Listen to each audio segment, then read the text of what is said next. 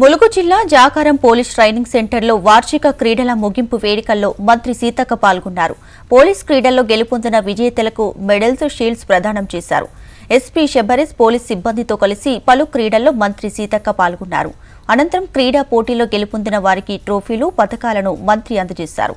Police అంటే ఎల్లవెల్లలా ప్రజలకు భరోసా, రక్షణ కోసం పనిచేసేవారని, ఈ ఆటల వల్ల శారీరకంగా, మానసికంగా ఆరోగ్యంగా ఉండగలుగుతారన్నారు. శాంతి భద్రతల పరిరక్షణలో పోలీసుల సేవలు మరువలేనివని మంత్రి సీతక్క తెలియజేశారు.